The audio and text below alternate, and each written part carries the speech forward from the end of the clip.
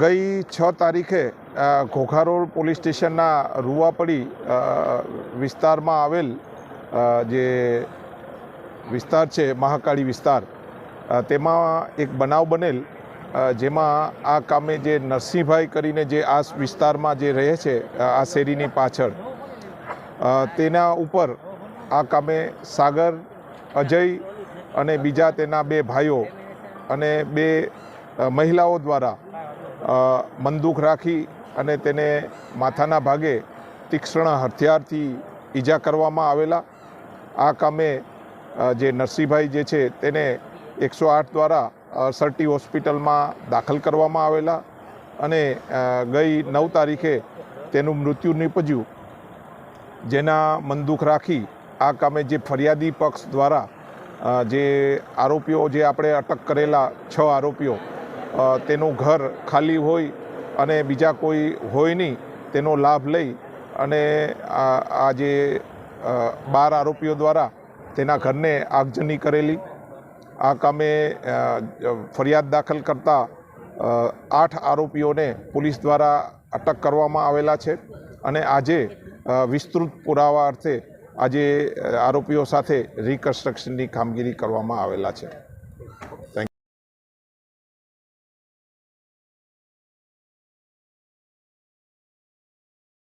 દ્રશ્યો આપ સીધા નિહાળી રહ્યા છો કે જે આગ લગાડી દેવામાં આવી હતી તેના જ આ બહાર જે બધા વિઝ્યુઅલ આપ જોઈ રહ્યા છો. આપ સોડા બોટલ પણ જોઈ રહ્યા છો. તેવી પણ એક શંકા છે કે આ બોટલની અંદર કોઈ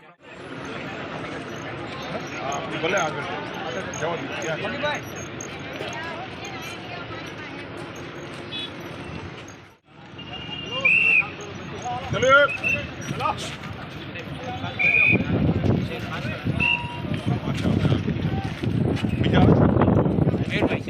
મોજૂદ છે અને આ ઘટનાનું સંપૂર્ણ રિકન્સ્ટ્રક્શન કરાવવામાં આવી રહ્યું છે. ભાવનગર પોલીસના પણ તમને દ્રશ્યો બતાવવા માંગીશ કે જે પ્રમાણે ભાવનગરની અંદર કાયદોની વ્યવસ્થાની સ્થિતિ બગાડવાનો પ્રયત્ન છે. દબાઈની બોટલો છે તેમના દ્વારા આજે મકાનોની અંદર નાખવામાં આવી છે અને મકાન છે તેને સળગાવી દેવામાં આવ્યા હતા. આ એ સમો છે કે તેમને મકાન રિકન્સ્ટ્રક્શન કરવામાં આવી રહ્યું છે. આ ઘટનાનો મૂળ કારણ એવું હતું કે આજથી 5 દિવસ પહેલા એક મારામારીની ઘટના બની હતી, જેમાં જે વિજય વાજા નામના વ્યક્તિ માહોલ બગાડવાનો પ્રયત્ન કર્યો હતો અને હિંસાની જે ઘટના બની હતી તેમાં 3 મકાનોને આગ ચાપી દેવામાં આવી હતી. આ ઘટનામાં કુલ 8 આરોપી છે. તેમને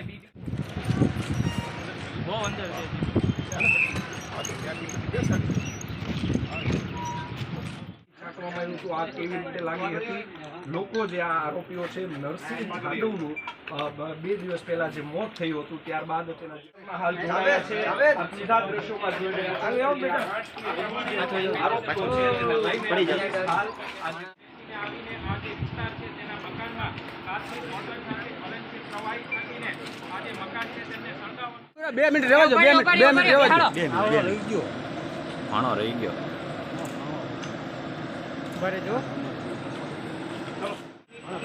તમામ આ જે ઇસમો છે તેમને સ્થળ ઉપર લાવી છે અને તેમનું રિકન્સ્ટ્રક્શન કરવામાં આવી રહ્યું છે. હાલ તે શહેરનો રૂવાપડી રોડ મહાકાળી વિસ્તાર છે કે જ્યાં આજથી 3 દિવસ પહેલા આ ઘટનાને અંજામ આપવામાં આવ્યો હતો અને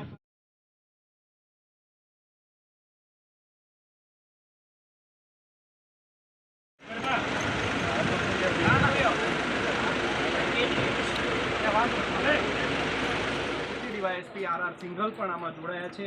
જે આરોપીઓ છે ભાવનગરમાં છેલ્લા લાંબા સમયથી કાયદોને કાર્યવાહી જે આરોપીઓ છે તે લંગડાથી ચાલતા હોય તેવું નજરે લાવવામાં આવ્યા છે.